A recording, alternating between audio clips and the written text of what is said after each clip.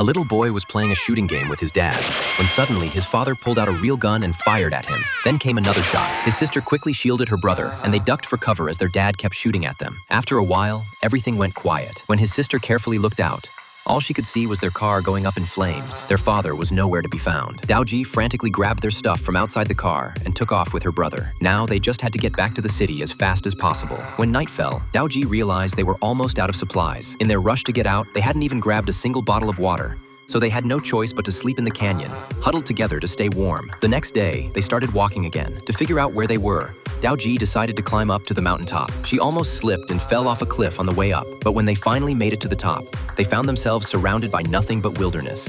They had no clue where they were. Now, they were on their own to find their way out, but they were already running low on water, and their last few drops came from some abandoned can they found. In the blazing desert heat, they got dehydrated fast. After going over a hill, the boy lost his balance and collapsed. Her brother just lay there, completely wiped out. Daoji quickly picked up the supplies that had scattered on the ground and kept encouraging her brother to keep going. But after 3 days without food, her brother had no energy left. With no other choice, Daoji had to carry her brother on her back as they kept walking. After what felt like forever, Daoji suddenly spotted some green plants up ahead. At first, she thought she was seeing things, but when her brother saw the plants too, they headed over. The siblings couldn't believe it. This place not only had plenty of water, but the trees were loaded with wild fruit. Her starving brother didn't think twice. He immediately started gulping down water and then grabbed wild fruit that had fallen in the water and started eating. The siblings, who hadn't eaten in days, had a real feast and then collapsed on the ground, falling into an exhausted sleep. But what they didn't expect was that when the sun came up the next day,